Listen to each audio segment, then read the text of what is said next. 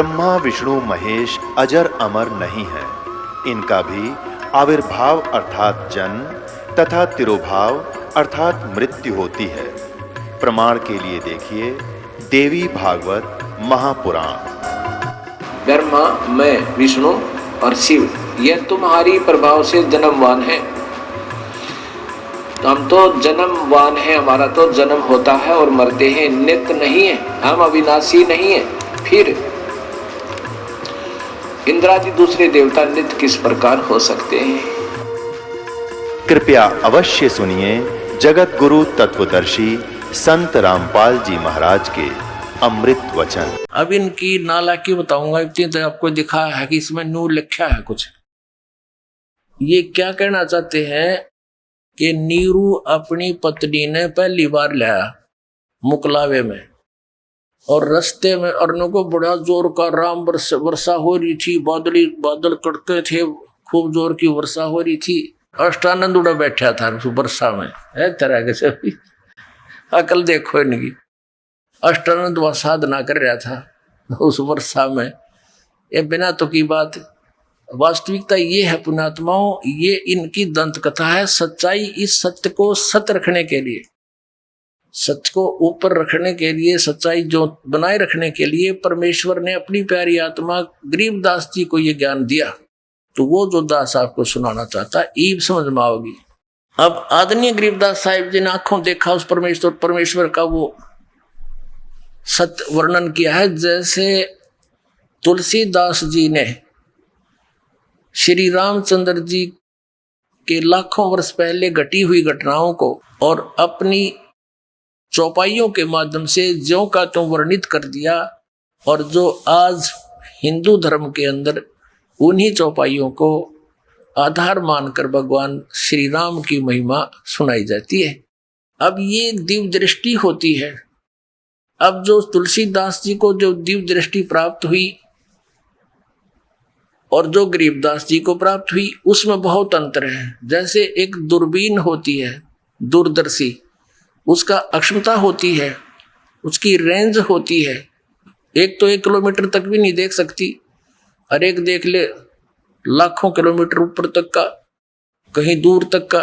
तो ऐसे गरीबदास साहिब जी को भी परमात्मा ने वो दिव्य दृष्टि दी, उनका ज्ञान योग खोल दिया, और उस सच्चाई को तुलसीदास जी की तरह अपने भगवान कबीर साहिब की महिमा का वर्णन किया। अनंत कोट ब्रह्मांड में बंदी छोड़ कहाए, सो तो एक कबीर है जननी जनेन माए।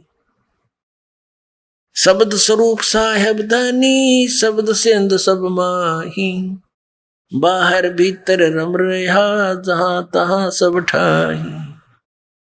जल थल पृथ्वी गगन में वो बाहर भीतर एक, पूर्ण ब्रह्म कबीर हैं वो अवगत पुरुष अलेख। सेवक होकर उतरे इस पृथ्वी के माही, जीव उदाहरण जगत गुरु बार बार बलि जाही। अब आदरणीय गरीबदास साहिब जी क्या कह रहे हैं कि वो दास बनकर आए, यहाँ पर कहते हैं सेवक होकर उतरे, अवतरित हुए, वहां सीधे चलकर आए। वो किसी माता पिता से जन्म नहीं हुआ, उनका मां से जन्म नहीं।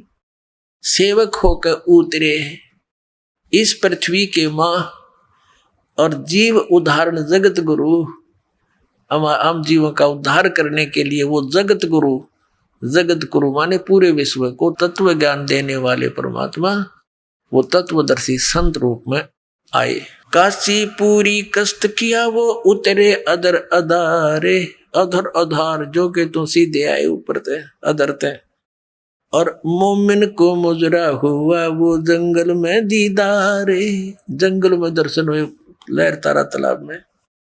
कोट किरण शशि भाने सुध ये आसन अदर विमाने, परसत पूर्ण ब्रह्म को शीतल पिंड और प्राणी। कहते हैं कोटि किरण शशि भान सुध आसन अधर विमान, उस परमात्मा का वास्तविक रूप तो वहां पर है। और यहां पर क्या बताते हैं गोद लिया मुख चूम कर हेम रूप झलकनते, जगर मगर काया करे वो जणु दमक पद्म अनंत। परमात्मा आदरणीय गरीबदास साहिब जी बता रहे हैं, छोटे से बालक रूप में प्रगट परमात्मा कबीर देव जी के शरीर से इतना सुंदर नूर निकल रहा था जैसे करोड़ पद्म चमक रहे हो। उस समय जब नीरू ने अपने हाथों में लिया, फिर उन्होंने अपनी लीला को समेट लिया। अब नीमा ने बालक की तरह पहले उसको मुंह को चूमा, मुख चूमा, सीने से लगाया, गोद लिया मुख चूम के रे हेम रूप झलकनते। इतना सुंदर शरीर, सफेद शरीर था मालिक का, जैसे हिम, हिम माने बर्फ होती है। जैसे कपड़ा लेने जाते थे दुकानदार से कहते भाई सफेद देना, वो कहता था देखो स्नो वाइट है। स्नो वाइट माने बर्फ जैसा सफेद। तो यहाँ उसी को कह रहे हैं गरीबदास साहब जी के गोद लिया मुख चूम कर हिम रूप झलकनते, बर्फ जितना सफेद मालिक का चेहरा, और जगर मगर काया कर जणु दमके पद्म अनंत। काशी उमटी गुल भया वो मोमन का घर घेर। अब क्या हुआ, नीरू स्नान कर रहा था और नीमा वहां भगवान के दर्शन कर कर परमात्मा का स्पर्श करके सीने से लगा लगा के आनंदित हो रही थी।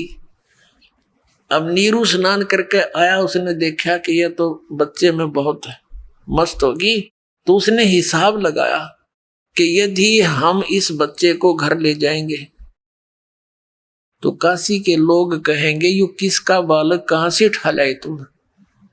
और पहले तो हमारा कोई मुसलमानों में मित्र नहीं, हिंदुओं से संपर्क रहा नहीं, तो ये हमें नगर से निकाल देंगे और बच्चा भी छीन लेंगे।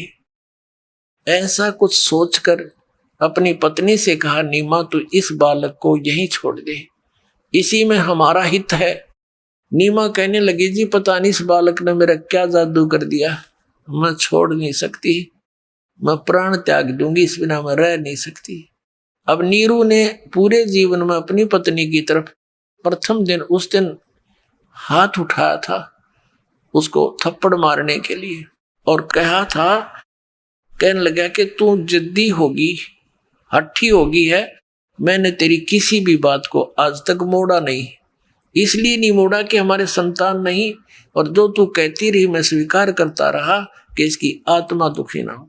जिस कारण से तू एक जिद्दी होगी है, हट्ठी होगी है, और आगा पीछा कुछ देख नहीं रही है, सब कुछ बता के हमसे बच्चा भी छीन लेंगे, ये गांव से भी निकाल देंगे, और तू मान जा। तो उसने ऐसे थप्पड़ किया था कि तेरा मार दूंगा ना, इसे न रखते। तो परमात्मा बोले वो नवजात शिशु रूप में कि नीरू मुझे घर ले चलो, तुम्हें कुछ नहीं होने वाला। अब वो डर गया कि बालक बोला, एकदम घबरा गया कि कोई फरिश्ता ना हो और तेरे ऊपर कोई आपत्ति ना आ जा, चुप करके आगे चल पड़ा।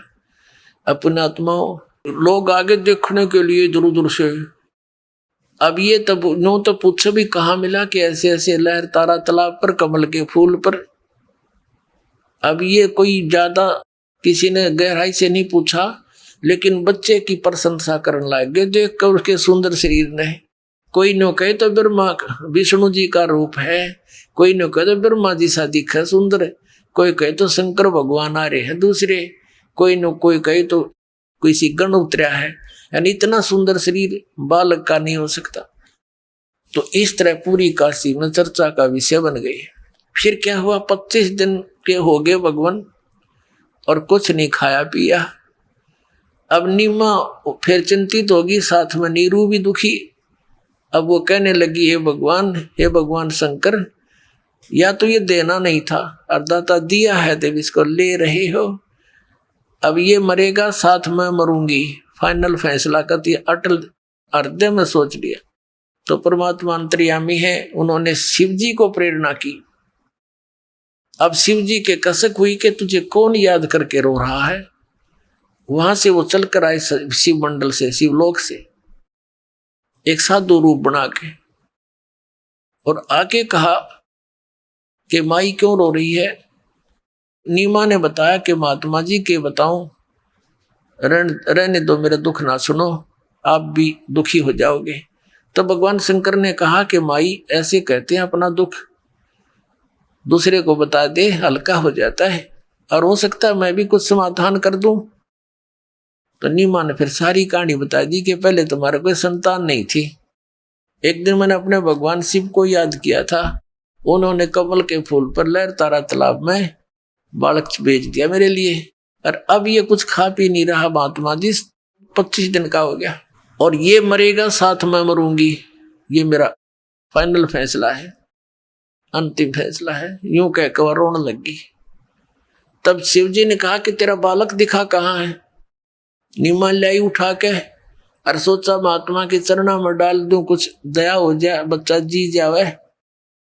भगवान शंकर के साधु रूप में खड़े पैरों में डालना चाहा, एकदम परमात्मा वहां से उठे वो बच्चे, और भगवान शिव के सिर के सतर में लेवल में आकर आकाश में हवा में ऐसे सतिर हो गए। तो भगवान शंकर ने ऐसे किया, उनकी गोद में आ गए, और वहां काफी देर उनकी आपस में चर्चा हुई। तब परमात्मा ने कहा कि इसको कहो, नीरू को एक कंवारी गाय लावे, जाके संग बैल नहीं लागा, यानी कति कंवारी अनटच्ड, और वो फिर दूध देगी, आप आशीर्वाद दे देना। भगवान कबीर साहब ने कहा बालक ने उस शिव जी से कि महात्मा जी आप इस पर आशीर्वाद दे दियो, और ये वह फिर दूध दिया करेगी, एक कोरा बर्तन मंगा लो। तो शिव जी ने जब कह दिया नीरू को उसकी पत्नी से कि बुला तेरे पति को, वो भी आ गया। वो जाकर के गाय ले आया, कंवारी गाय लाए, एक कोरा बर्तन लाए छोटा सा, दो मांझ के उसको, और भगवान शिव ने कमर पे हाथ मार दिया, लंबे लंबे सतन हो गए उस गाय के, अपने आप दूध चल पड़ा, पात्र भरते ही रुक गया। तब शिव जी चले गए कि इसको रहस्य को रखना, आम आदमी को नहीं बताना, और आप ये दूध पिया करेगा। उस दिन के बाद परमात्मा दूध पीने लगे। अपने आत्माओं, ये तो परमात्मा ने लीला की, वो करते ही है। अब इस परमेश्वर ने, कबीर परमेश्वर ने कहा था अपनी प्यारी आत्मा धर्मदास जी को कि धर्मदास ये वेद मेरा भेद है, और मैं ना वेदन के माही, अर्जुन वेद से मैं मिलूं ये वेद जानते ना ही। ये चारों वेद मेरी ही महिमा का गुणगान कर रहे हैं, लेकिन इन वेदों में वर्णित विधि से मैं नहीं मिल सकता, मैं मिलूं वेदन से ना ही। अर्जुन वेद से मैं मिलूं ये वेद जानते ना ही, सूक्ष्म वेद से मैं मिलूं उस तत्व ज्ञान से, वो इन वेदों में वर्णन नहीं उसका। अब आपको दिखाते हैं ये चारों वेद क्या बताते हैं, कभी परमात्मा कैसा है, वो क्या लीला करता, तो ये आसानी से पहचान लेंगे हु इज गॉड। आपको दिखाते हैं ऋग्वेद का एक मंत्र, और अनुवाद करता भी ये है दास कराओ, तो ये नो कह देते कि भाई रामपाल ने के अनुवाद करना हो, संस्कृत ना जानता। अब संस्कृत के जानने वालों से लिखवा दिया भगवान ने सच्चाई। देखो इन्होंने घुमाने की चेष्टा तो की है, लेकिन सच्चाई के छुपा करें। यह है ऋग्वेद मंडल नंबर 9-10, महर्षि दानव सरस्वती इसका फीत ला रखी है। प्रकाशक है सर्वदेशी कार्य प्रतिनिधि सभा, महर्षि दानव भवन, रामलीला मैदान, नई दिल्ली। और ये मुद्रक कहां से है? Prince offset printers 1510 Pataudi house, Daryaganj, नई दिल्ली से। अब इसके हम आपको दिखाते हैं 9वें मंडल का प्रथम सूक्त से हम थोड़ा सा बढ़ेंगे आगे। ये देखना, ये 9वां मंडल, नवम मंडल, इसका प्रथम सूक्त, प्रथम मंत्र है। इसमें देखियो ये सोम माने परमात्मन, सोम स्वभाव वाले परमात्मा, सोम माने परमात्मा की महिमा चल रही है। ये इसलिए दिखाना पड़ रहा है, इन्होंने थोड़ी सी हेराफेरी करने की चेष्टा की है। ऋग्वेद मंडल नंबर 9 सूक्त 1 मंत्र 2, हे परमात्मन, है परमात्मा के विषय में जानकारी। मंत्र नंबर 3 है, ये मंत्र नंबर 3, हे परमात्मन, है परमात्मा के विषय में जानकारी। चौथे में हे परमात्मन, 5वें में हे परमात्मन आप तुमको। और 6 में ऋग्वेद मंडल नंबर 9 सूक्त 1 मंत्र 6, हे परमात्मन। अब जो ये अनुवाद करता है ये महर्षि दयानंद के चेले हैं। इनका फिर याद आएगी अरे महर्षि दयानंद तो नो के है वेदों भगवान निराकार है, तो इन्होंने जब देखा ना कि सह शरीर लिखा है तो वहां इन्होंने घुमाना शुरू कर दिया, उलझाना शुरू कर दिया। कबीर साहब कहते हैं चोर चुरावे तुंबड़ी और गाड्डे पानी में, वो गाड्डे हुआ ऊपर आवे नो सच्चाई छनी ना।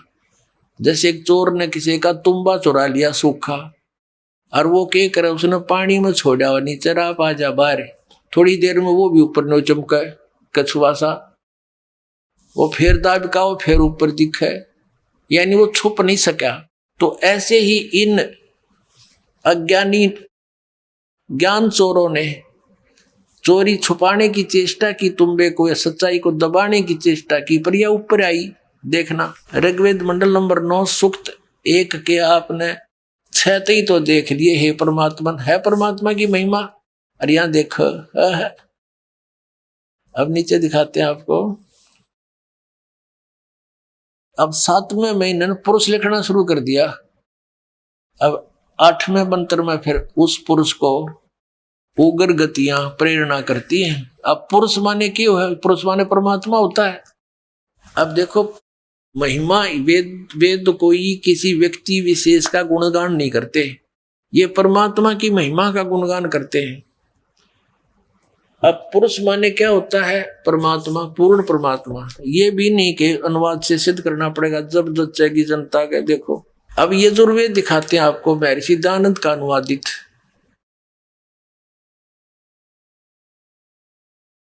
और ये वहीं से प्रकाशित है। ये इसका अनुवादक है महर्षि दयानंद सरस्वती, प्रकाशक ये वही वाले हैं। और इसके कति लास्ट वाले मंत्र में, अभी आपको पहले भी दिखाया था, फिर दिखाना पड़ेगा, प्रसंग दूसरा हो गया। ये 40वां अध्याय यजुर्वेद का, और ये 17वां श्लोक मंत्र, ये 17वां, ये 4440वां अध्याय 17वां श्लोक।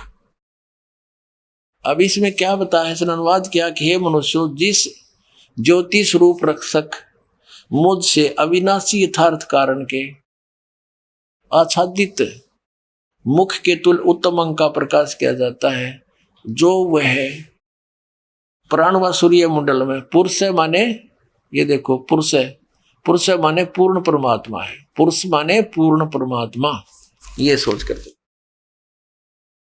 अब हमने ऋग्वेद फिर ले लिया, यजुर्वेद धर दिया। अब देखो ये ऋग्वेद फिर ले लिया हमने, और ये देखो हम जहां आपको लाना चाहते थे, ऋग्वेद मंडल नंबर 9 सूक्त 1 मंत्र, हम आपको 8 पर ले आए। 8 पर उस पुरुष को, उस पूर्ण परमात्मा को, पुरुष माने पूर्ण परमात्मा को उग्र गतियां प्रेरणा करती हैं, यानी उग्र परिस्थितियां हो जाती हैं। जब भगवान नीचे आता है हाहाकार मच जाती है, न्याय भाव कुछ रहता नहीं, भासमान शरीर को वह पुरुष व परमात्मा प्राप्त होता है। अब देखो आगे,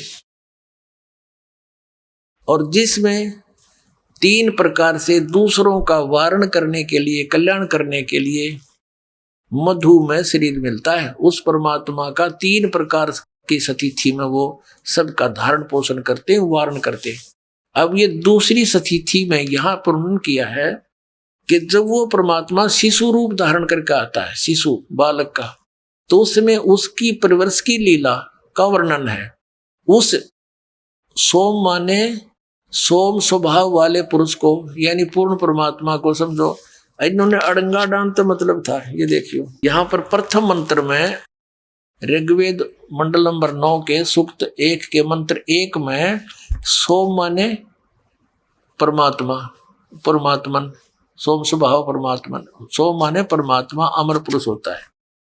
देखो, और यहाँ इन्होंने अड़ंगा कर दिया अब ऋग्वेद मंडल नंबर 9 सूक्त 1 मंत्र हम 9 में आ रहे हैं। उस 100 माने अमर पुरुष को, पूर्ण परमात्मा को, जो शिशु रूप धारण करके, बालक का रूप धारण करके कुमार अवस्था में ही, इन्हीं की पहले अनुवाद पढ़ते हैं, उस सोम स्वभाव वाले श्रद्धालु पुरुष को यानी परमात्मा को कुमार अवस्था में ही सब प्रकार से अधन्या, अधन्या माने बिना धनाई, अभी माने पूर्ण रूप से, सब प्रकार से यानी अनटच्ड, धेनव माने गौवे तृप्त करती हैं। देखो कति क्लियर कर दिया कि इसका वास्तविक अर्थ ये है कि शिशु रूप में प्रकट उस अमर परमात्मा को जब वो शिशु रूप में होता है तो सब प्रकार से यानी कुंवारी गायों द्वारा उनकी परवरिश की लीला होती है, वो उनको तृप्त करती है। तो पुण्यात्मा ये लीला करी किसने? आज तक इतिहास दिखाया जो किसी भगवान का, किसी मजहब के भगवान का, इस कबीर साहब ने छोड़ के। तो who is God? Kabir is God. बोलो सतगुरुदेव।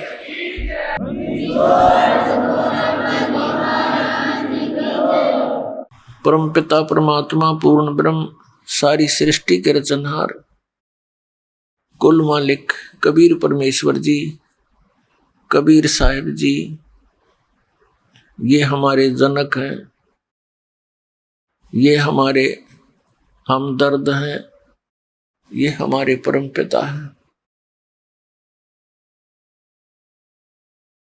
हमारे दुखों को देखकर ये परमात्मा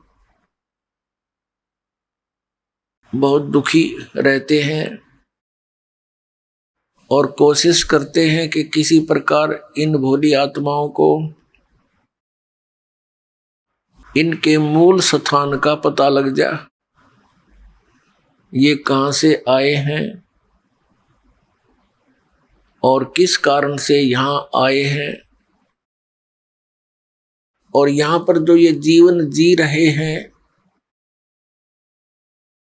ये कितना कष्ट में समय व्यतीत कर रहे हैं।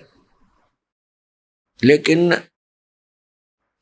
जहां हम रह रहे हैं, जिस भगवान के, जिस मालिक के अंतर्गत हम रह रहे हैं, ये काल भगवान है। गीता जी अध्याय नंबर 11 के श्लोक नंबर 32 में ये कहता है, मैं काल हूं अर्जुन, और सब लोकों का नाश करने के लिए अब प्रवृत्त हुआ हूं। श्री कृष्ण से बाहर निकलकर वो काल बोल रहा था, अपना विराट रूप दिखा रहा था। श्री कृष्ण काल नहीं थे। श्री कृष्ण जी ने पहले कभी अपने आप को काल नहीं कहा, बाद में पश्चात में कभी अपने आप को काल नहीं कहा। ये काल क्यों कहलाता है? इसको एक रोग लगा हुआ है 1 लाख मानव शरीरधारी प्राणियों का नित आहार करने का, और 1.25 लाख की उत्पत्ति करने का, जिस कारण से ये यहां हमें अपने आहार के लिए रोके हुए हैं। जैसे परमात्मा ने आके इसकी वास्तविकता को हमें बताते हुए क्या इसको कैसे एग्जाम्पल दिया है दाता ने, कि जैसे कसाई बकरे पालता है, उसने उन बकरों को बहुत सुविधा दी हुई होती है, प्रदान की हुई होती है। एक शेड बनाता है गर्मी और सर्दी से बचने के लिए, चरागाह बनाता है, एक जल का छोटा सा हौद बनाता है, उनको जल की सुविधा देने के लिए। तो वो भोले प्राणी ये समझते हैं कि ये हमारा जो मालिक, ये बहुत ही नेक व्यक्ति है, हमारी कितनी सुविधा का ध्यान रखता है, असुविधा सुविधा का कितना ध्यान रखता है। और इसी दृष्टिकोण से जब वो कसाई उन बकरों के बीच में आता है, उससे वो प्यार करने के लिए उसके चारों तरफ घूम जाते हैं, एक नेक व्यक्ति मान के। कोई तो ऐसे पैर उठाकर उसको प्यार देने की चेष्टा करता, सीने से लगाना चाहता है कि इसने हमें कितनी सुविधा दे रखी है। पुण्यात्माओं, ये पशु पक्षी प्राणी जितने जीव जंतु हैं, ये वही आत्माएं हैं जो कभी पहले मनुष्य भी रही है। तो प्रत्येक प्राणी समझता है कि कौन कैसा व्यक्ति है। जैसे कोई व्यक्ति, जैसे हम देखा करते थे, पशुओं को संभालता है, जो एक घर का सदस्य है, उनको चारा डालता है, उनको नहलाता है, पानी पिलाता है। तो जब उनके निकट जाता है तो उसको चाटते हैं, हाथ को ऐसे प्यार देते हैं कि ये बहुत अच्छा आदमी है। तो इसी प्रकार वो बकरे उस कसाई को, अपने शत्रु को और एक नेक व्यक्ति जानकर उसको प्यार देने के लिए उसके हाथों को चाटते हैं। उसने ऐसे हाथ लगा रखा होता है, वो देख रहा होता है ये कितने, इसमें कितना मांस बन गया, और वो चाटते हैं ये समझकर कि हमें ये बहुत ध्यान रखता है, हमारी बहुत नेक व्यक्ति है। और कसाई यूं देखे इसमें कितना मांस हो गया, ये कितने का बिकेगा। पुण्यात्मा, परमेश्वर कबीर देव जी ने हमें आकर के ये ज्ञान कराया, सतलोक से चलकर आए, अपने उस सुखमय स्थल से, उस सुख सागर से चलकर आए, जहां कोई कष्ट नहीं, कोई जन्म नहीं, कोई मृत्यु नहीं, जरा नहीं, बुढ़ापा नहीं। उन्होंने बताया कि तुम यहाँ की सुविधाएं देखकर कि कितनी बड़ी पृथ्वी है, कैसे अच्छे मौसम है, कभी गर्मी है, कभी सर्दी है, समय अनुसार, क्योंकि गर्मी की भी आवश्यकता है शरीर को, नहीं तो ये गल जाए। और कैसी सुविधाएं दे रखी हैं, जैसे गेहूं है, चना, बाजरा, ज्वार, सेब, संतरे, काजू, किशमिश, और सुंदर झरने बह रहे हैं, दरिया बह रही हैं, पृथ्वी के अंदर मीठा जल, खारा जल सब उपस्थित है। इन सुविधाओं को देखकर हम ये सोचते हैं कि भगवान कितना अच्छा है, हमारा मालिक कितना अच्छा है, हमारे लिए कितनी सुविधाएं प्रदान कर रखी है। और जैसे वो बकरे उस कसाई को कितना अच्छा व्यक्ति मानते हैं, क्योंकि उनकी बुद्धि इतना ही काम करती है, और जिसमें उन बकरों को निकाल ले जाता है, अच्छा सौदा बन गया 10-5 बकरों का, तो वो नहीं देखता किसका बेटा मरेगा, किसकी बेटी, किसकी माँ, किसका बाप आएगा, एक डंडा लेकर और उसमें से निकाल ले जाता है। कोई आओ, उसको नहीं देखता कौन किसका है। तो उस समय जब वो बकरे निकल कर जाते हैं, शेष बचे हुए बकरे न्यू भागते इधर उधर, वो उनको पता लग जाता है कि अब बात बिगड़ेगी इनकी, इतना एहसास उनको हो जाता है। तो पुण्यात्मा, परमात्मा कबीर जी ने हमें बताया कि जहां तुम रह रहे हो ये काल का लोक है, उस कसाई का लोक है। या कोई प्राणी सुखी नहीं, और किसी का ये एक पल का विश्वास नहीं कब मृत्यु हो जावे। इन सुविधाओं को देखकर तो हम समझते हैं कि बड़ा अच्छा भगवान हमारा। और जिस समय हम देखते हैं दुर्घटना के अंदर एक ही परिवार के 11 सदस्य मर गए, एक बूढ़ा बच गया, तो कहां गई वो दयालुता इस यहाँ के भगवान की जहां हम रह रहे हैं। कुछ भोली आत्मा इतना ज्ञानहीन हो चुके हैं कि हमारा तो भगवान से विश्वास ही उठ गया है। भगवान को तो कहते हैं बड़ा दयालु है, और यहाँ एक भी काम दयालु वाले नहीं है। तो पुण्यात्माओं, बिना ज्ञान के हम ऐसी अटकल लगाकर और दूने दुख पाते हैं। अब जो दयालु का लोक है, दयाल का लोक है, उस हमदर्द का लोक है, उसको हम छोड़कर आगे अपनी नालायकी थे, गलती थे, और जब तक हम वहां नहीं जालेंगे तब तक हम सुखी नहीं हो सकते। ये लोक सुख का है ही नहीं। 21 ब्रह्मांड है इस काल भगवान के। 21 ब्रह्मांड में आग लगी हुई है।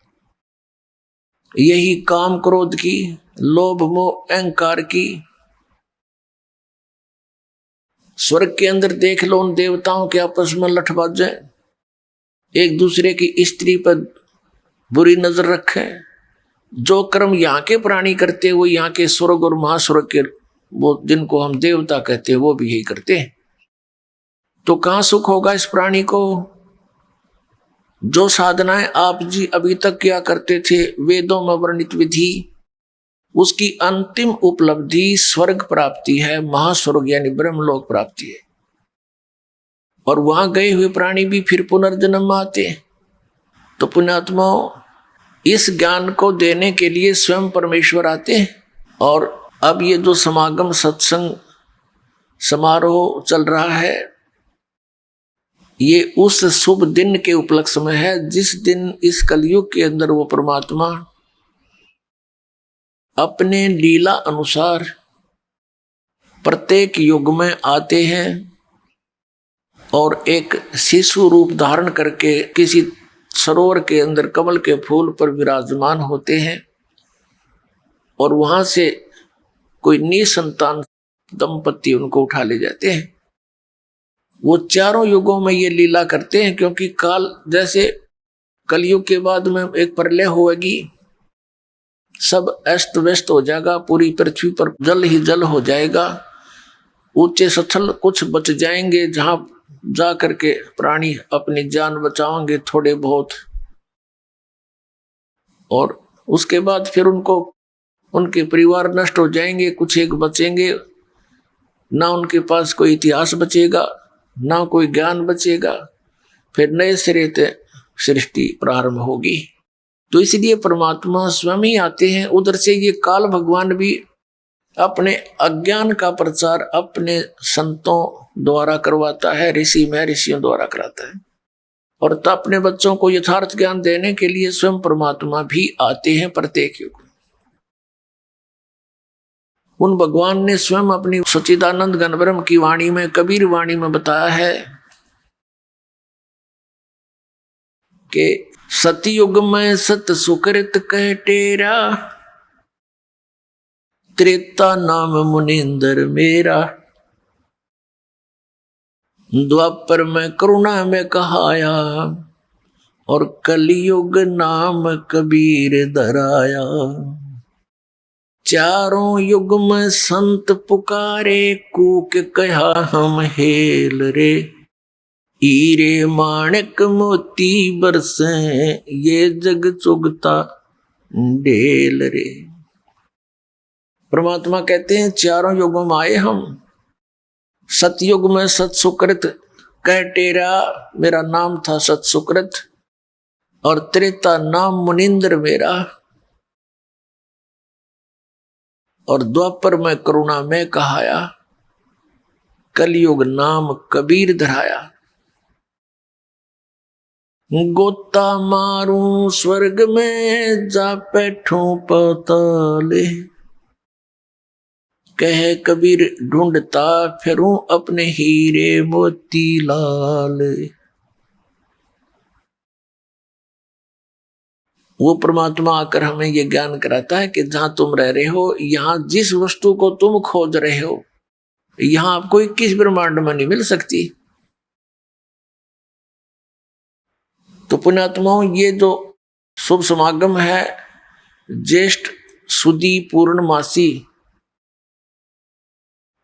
इस दिन परमात्मा सतलोक से चलकर आए थे, सह शरीर आए थे और एक शिशु रूप धारण किया था। वो किसी मां से उनका जन्म नहीं हुआ। शब्द स्वरूप साहेब धरणी, सकल ठोड़ सब ठाही।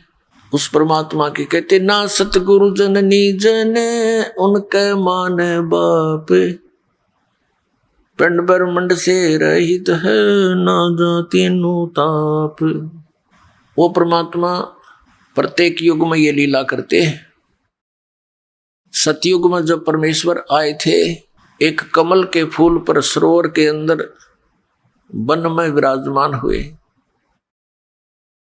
वहां एक विद्याधर नाम का ब्राह्मण अपनी पत्नी दीपिका को लेकर अपनी ससुराल से आ रहा था।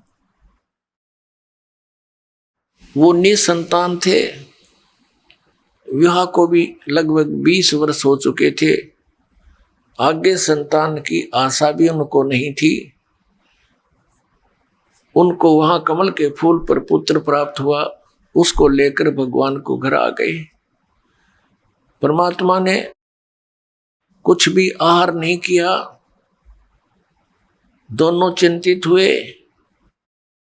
फिर परमेश्वर ने स्वयं उनको उसी तरह जैसे प्रेरणा की, क्योंकि भक्त लोगों के यहां ही परमात्मा आते हैं। उन्होंने अपने इष्ट को याद किया, परमेश्वर ने उसको प्रेरणा की, साधु रूप बनाकर वो इष्ट वहां पर आया। वो विष्णु जी के उपासक थे। विष्णु जी से परमात्मा ने कहा, नवजात शिशु रूप में प्रकट भगवान ने, कि विष्णु इनको कहो एक कंवारी गाय लावे और उस पर अपना आशीर्वाद दे देना, वो दूध दिया करेगी। ऐसा ही किया गया। जब परमात्मा 5 वर्ष के हो गए, छोटी सी आयु में ही बड़े बड़े विद्वानों का मुंह मोड़ दिया ज्ञान में। मनु जैसे विद्वान पाक रहे थे, उनसे एक का प्रश्न किया था कि कौन ब्रह्मा का पिता है, कौन विष्णु की माँ और शंकर का दादा कौन है। मनु जी दे बता। मनु जी कहने लगा, तू सिरफरा व्यक्ति, सिरफरा बालक, ये क्या बकवाद बोल रहा है। विष्णु और शंकर तो अजर व अमर है, तो इनके माता पिता पूछ रहा है, तेरा दिमाग खराब हो गया। अब ये ऋषि महर्षि भगवान को निराकार बताते थे, परमात्मा कबीर जी अपनी सतीथि बताते थे, पर साकार है भगवान, नर आकार है भगवान, और मैं ही वो परमात्मा हूं। इस ज्ञान को सुनकर सब ऋषि अक्षुब्ध होने लगे कि ये झूठा है, कपटी है। ये वामदेव नाम रख दिया उनका, वामदेव। वाम माने उल्टी बात कहने वाला, उल्टा चालन वाला, विपरीत क्रियाएं करने वाले को वामदेव। जैसे एक सीधा हाथ, एक उल्टा हाथ बोलते हैं, उल्टा बाम्मा, ये दाना ये बाम्मा, तो बाम्मा को उल्टा बोलते हैं, लेफ्ट, लेकिन हिंदी में बाम्मा। तो वामदेव माने उल्टा ज्ञान देने वाला ऋषि। अब वामदेव नाम रख दिया उनका। सत्सुकृत परमात्मा थे, लेकिन उपनाम रख लिया। लेकिन ज्ञान स्वीकार ना किया, ना करने दिया नकली ऋषियों ने। फिर परमात्मा आए त्रेता युग में। उसमें वही आत्मा जो विद्याधर वाली थी, वो वेद विज नाम के एक ऋषि थे, और वही उनकी पत्नी दीपिका त्रेता युग में सूर्या नाम की उनकी पत्नी थी। वो दोनों आत्माएं, दोनों का संयोग ऐसा ही था, संतान कोई नहीं थी। त्रेता युग में भी ऐसा ही परमात्मा उनको मिले, एक तालाब के ऊपर कमल के फूल पे, तालाब के अंदर। अपने आत्माओं परमात्मा कहते हैं, जो जन मेरी शरण है ताका हूं मैं दासे, गेल गेल लाग्या फिरूं जब तक धरती आकाश। अब ये जो सतयुग में विद्याधर ब्राह्मण ऋषि था, वही त्रेता के अंदर वेद विज नाम का ब्राह्मण हुआ, ऋषि हुआ। परमात्मा की चाह घनी थी।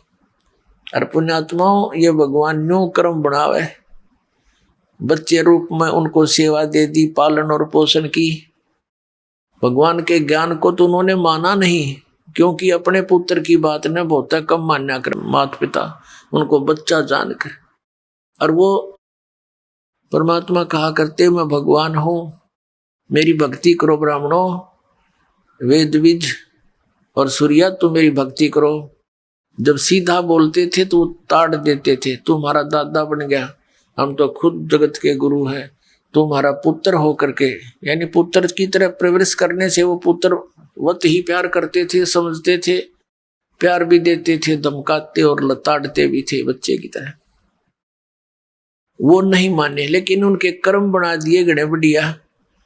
आप सेवा दे दी, बच्चे रूप में पालना पोसना, कपड़े पहनाना, दूध पिलाना है, थोड़ी बहुत ओझल हो जा आंखों से, इतना प्यार हो गया उनमें, क्योंकि वो तो भगवान थे कि गतिविधि। अब एक छोटे बालक की ही क्रियाएं आम व्यक्ति माता पिता को कितनी प्रभावित करते हैं, उछल कूद मचाना, कभी हंसना कभी रोना, और वो तो भगवान खेल रहे उनकी गोदी में। तो इस प्रकार उनका विशेष लगाव, कई बार परमात्मा ओझल हो जाते, ना आते शाम को, तो सारी रात बैठ के काटते, याद करते हैं भगवान मेरा बच्चे के क्या हो गया, भटकते रहते, उनके कर्म बनाए। फिर आगे चल के वो जो दीपिका वाली यानी सूर्या वाली आत्मा थी, वो तो कमाली बनी, और वेदविज ब्राह्मण जो था वो आगे चल के स्वामी रामानंद नाम के ब्राह्मण बने। अब परमात्मा कहते हैं मैं रोवत हूं सृष्टि को, सृष्टि रोवे मोहे, कहे कबीर इस वियोग को समझ न सकता कोई। परमात्मा हमारे पिता है, वो कहते मैं तुम्हें रो रहा हूं, तुम्हारे लिए भटक रहा हूं, और तुम मुझे ढूंढ रहे हो, मुझे खोज रहे हो उन गुफाओं में, पहाड़ों पर, पत्थरों में, या किसी सरोवर के पानी में, तालाब में, दरिया में, या कहीं मंदिर आप बना के, मूर्ति बना के वहां पर मुझे ढूंढ रहे हो। मैं तुम्हें खोज रहा हूं, मैं तुम्हारे लिए रो रहा हूं, तुम मेरे लिए रो रहे हो। हमारे इस वियोग को, हमारी इस दूरी को अब कैसे समझे, तुम समझ नहीं पा रहे हो, तो मुझे भगवान ना समझकर, एक आम जन साधारण मानकर मुझसे दूर हो रहे हो। इन काल के दूतों से आप प्रभावित हो गए हो और इस अज्ञान में ओत प्रोत हो चुके हो। अपने आत्माओं में परमात्मा की थोड़ी सी त्रेता युग में आए थे, वो झलक देते हैं, सुनाते हैं। त्रेता युग के अंदर परमात्मा मुनिंदर नाम से, एक ऋषि नाम से ज्ञान प्रचार किया करते थे। उस समय केवल ब्राह्मण वर्ग ही शिक्षा और दीक्षा का अधिकारी होता था। इसलिए परमात्मा उन दो युगों में ब्राह्मण के घर ही आए, ताकि ऋषि बनकर अपने बच्चों को ज्ञान सुना सकूं। तो ऋषि बनकर जगह जगह गए, उन नकली ऋषियों से गोष्ठी की, उनके पास कोई ज्ञान नहीं था। वो ऋषि कहा करते कि प्रारब्ध के कर्म तो भोगने ही पड़ते, जो कर्म में लिखा उसको तो भोग कर ही पूरा किया जाता है, अक्षीण किया जाता है। तो परमात्मा कहा करते यदि आपके प्रारब्ध में कोई आपत्तियां हैं और वो भोगनी ही पड़ेंगी, तो भक्ति किस लिए कर रहे हो, परमात्मा को याद किस लिए कर रहे हो, what is the use of worship, इस पूजा की आवश्यकता क्या है तुम्हें। तो वो कहा करते तुम तो उल्टी बात करे, सारी कर्म का भोग तो भोगना ही पड़ता है। एक नल और नील नाम के दो मौसेरे भाई थे, यानी उनकी दोनों की माता बहन थी। माता पिता परलोक सिधार गए थे दोनों ही के, और दोनों अनाथ से होकर के, और ऊपर से दोनों कुछ ऐसा रोग से ग्रस्त थे। उसके लिए वो घर तो कोई रहा नहीं,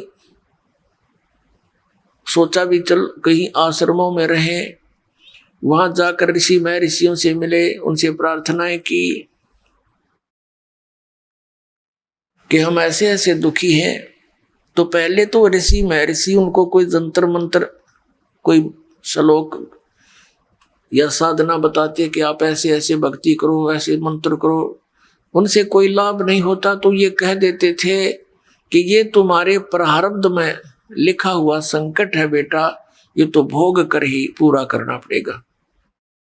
लेकिन आत्मा को ये बातें जचती नहीं, ये संतुष्ट नहीं करती, इसलिए वो वहां से कहीं और ट्राई करता है कि शायद वहां मुझे राहत मिल जाए। तो जहां भी ये आत्मा दूसरे स्थान पर गए, उन्होंने पहले तो क्रियाएं बताई, जब उनसे राहत नहीं मिला तो उन्होंने भी यही कथा सुनाई कि प्रारब्ध तो भोगना ही पड़ेगा। तीसरी जगह गए, चौथी जगह गए, फिर कोई कहता ये 3 ताप के अंतर्गत है। 3 ताप के अंतर्गत कौन आते हैं? जैसे प्रेत बाधा, पितृ बाधा, या कोई देव बाधा, किसी ने जंतर मंत्र कर दिया हो, किसी ने श्राप दे दिया हो, तो ये भी कहते हैं ये नहीं कट सकते इन मंत्रों से। पहले तो मंत्र देते हैं, नहीं कटते थे तो कहते तुम्हारे ये 3 ताप के संकट भी नहीं कट सकते, ये भोगने ही पड़ेंगे, तुमने कर्म ही ऐसे किए हैं। लास्ट में ये कह देते। ऐसे ही वो भटकते भटकते एक दिन परमेश्वर मुनिंद्र नाम में आए हुए वो परमात्मा सत्संग कर रहे थे। अब वो दोनों हताश तो हो ही चुके थे, लेकिन आत्मा हार नहीं मानती। उसको मालूम है कि कोई शक्ति है जो दुखी को सुखी करती है, वो है कोई मालिक, कोई परमात्मा है। वो दोनों उनके सत्संग में आ गए और ऋषियों के पास तो बैठे बहुत गणे, वहां बैठे थोड़े से, क्योंकि वो खरी खरी साची के हैं, बाकी सब ज्ञान उल्टा दे रहे थे। तो वहां 50-100 व्यक्ति विद्वान थे। नल और नील भी वहां जाकर बैठ गए, सत्संग सुना। कुछ अविश्वास सा हुआ, नहीं बात जच रही थी कि बात तो सारी उल्टी कह रहा ये महात्मा। आइए अब हम उन श्रद्धालुओं के अनुभव जानते हैं जो जगत गुरु तत्वदर्शी संत रामपाल जी महाराज जी से दीक्षा प्राप्त कर चुके हैं तथा उनके द्वारा बताए गए भक्ति मार्ग पर चल रहे हैं। नमस्कार सर। नमस्कार सर। सर क्या नाम है आपका? सर मेरा नाम जितेंद्र कुमार साहू है। जितेंद्र जी आप कहाँ से हैं? मैं ग्राम सोमपुर, तहसील गुरूर, जिला बालोद, छत्तीसगढ़ से हूँ। जितेंद्र जी, संत रामपाल जी महाराज से नाम दीक्षा आपने कब ली?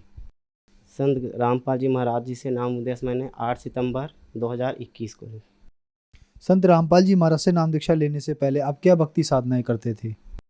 जगत गुरु तत्वदर्शी संत रामपाल जी महाराज जी से नाम उपदेश लेने के पहले मैं परंपरागत हिंदू धर्म के रीति रिवाज के हिसाब से परंपरागत देवी देवताओं की सब भक्ति करता था और उनसे मुझे कुछ लाभ प्राप्त नहीं हुआ। इस कारण मानसिक और सभी प्रकार के परेशानी में व्यथित होने के कारण मैं यीशु मसीह में जाकर वहाँ भक्ति करने लगा था। सर जैसे कि आपने बताया कि आप बहुत ज़्यादा परेशान थे, फिर आप क्रिश्चियन धर्म में भी गए, तो फिर आप संत रामपाल जी महाराज की शरण में कैसे आए? सर जी ऐसा है कि मैं क्रिश्चियन धर्म में जो बाइबल के अनुसार जो भक्ति बताते थे, हमारे पास्टर लोग जो बताते थे भक्ति, उसके हिसाब से मैं भक्ति साधना कर रहा था। और मेरी इन सब के पीछे एक कारण है सर जी कि मेरी जो बेटी है वो अभी 10 साल की है। जो 4 साल की थी तब से उसको बहुत परेशानी हुआ, खांसी में त्रस्त थी।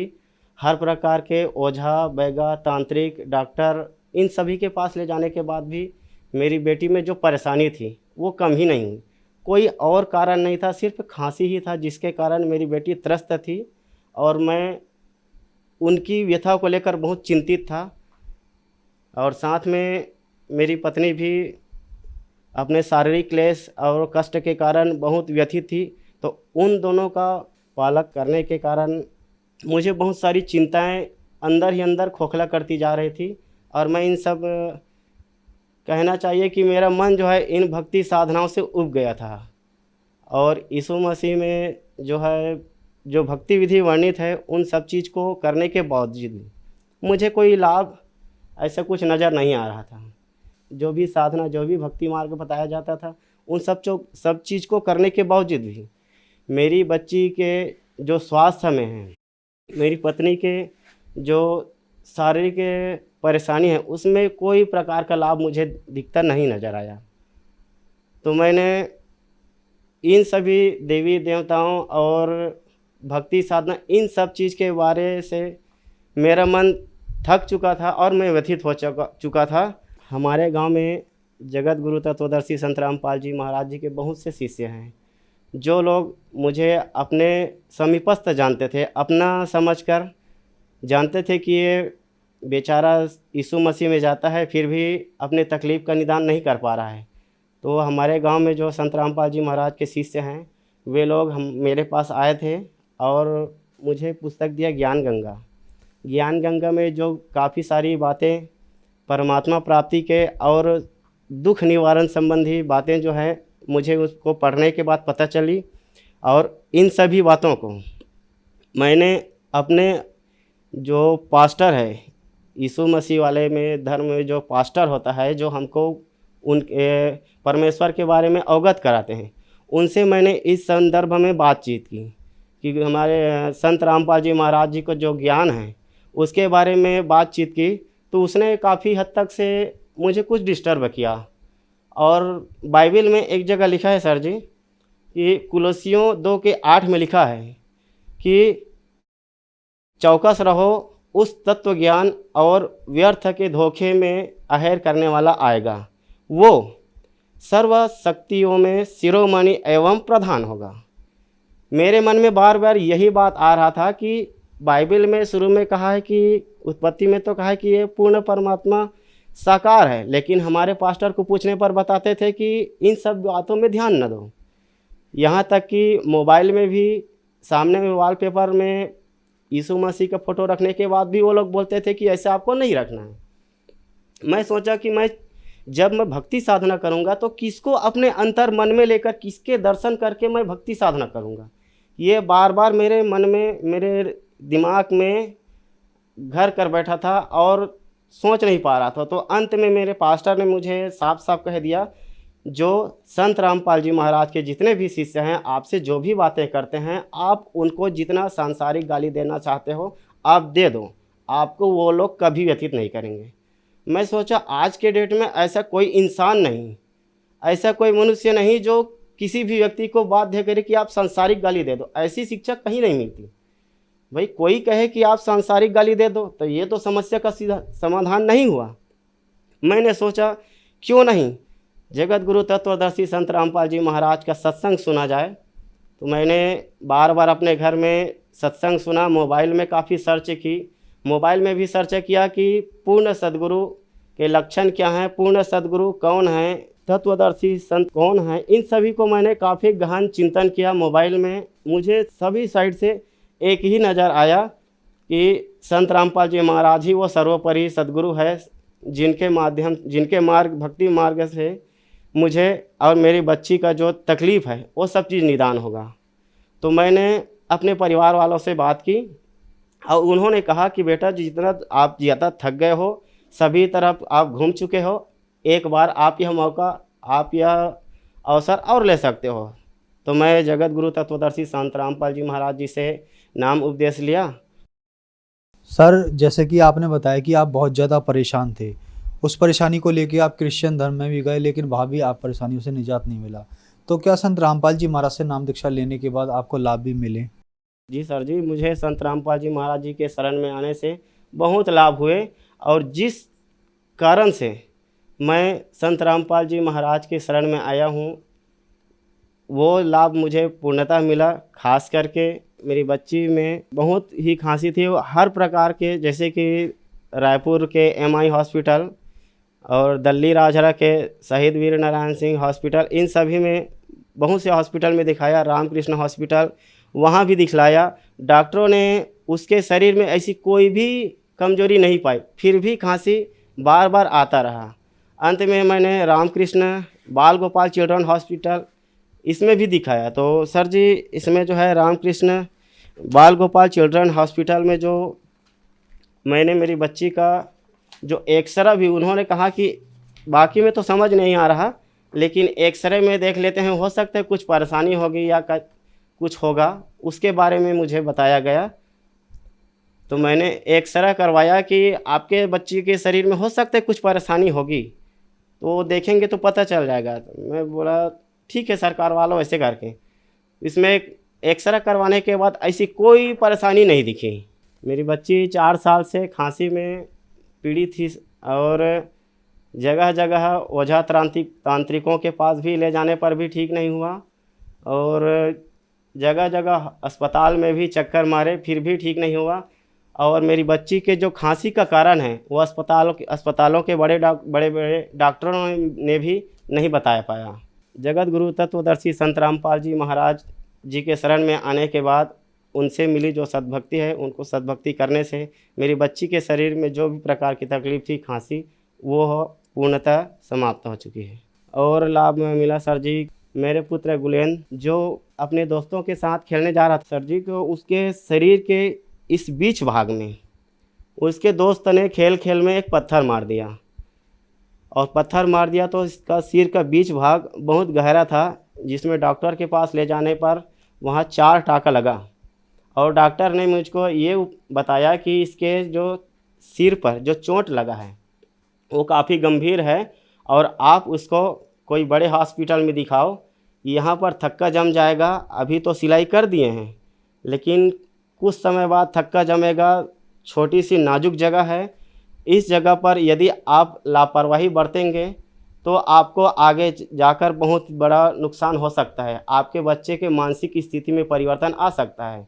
लेकिन मैं तो जगत गुरु तत्वदर्शी संत रामपाल जी महाराज के शरण में था। मैंने सोचा मैं तो संत रामपाल जी महाराज का शिष्य हूँ, और जो हमारे गुरुदेव संत रामपाल जी महाराज ने हमें जो सद्भक्ति दी है, जो मंत्र जाप दिए हैं, उसके माध्यम से हर एक रोग, हर एक परेशानी, सभी समूल नष्ट हो जाते हैं। तो मैं सोचा कि मैं परमात्मा के शरण में हूँ, और उनके शरण में रहने से ये सभी जो परेशानी वो कट जाएगा। यही सोच के परमात्मा के चरणों में पड़ा रहा, भक्ति करते रहा, और आज मेरा बेटा खुश है और स्वच्छ है, कोई परेशानी नहीं है। और लाभ में मिला सर जी, मेरी पत्नी कमर दर्द से बहुत परेशान थी।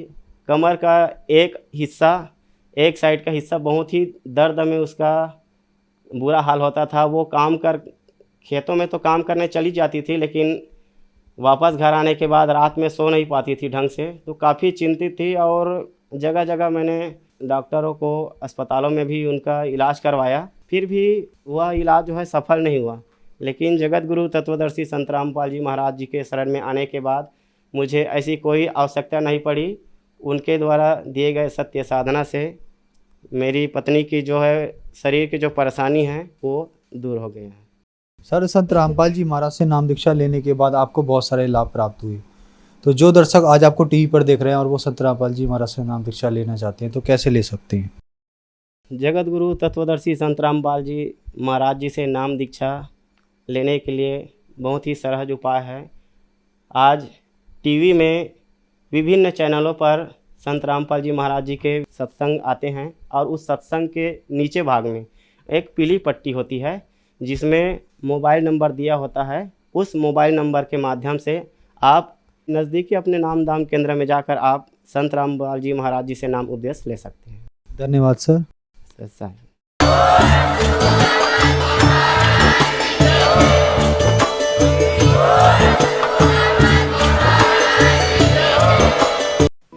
आप सुन रहे थे जगत गुरु तत्वदर्शी संत रामपाल जी महाराज के मंगल प्रवचन। अधिक जानकारी के लिए संपर्क करें।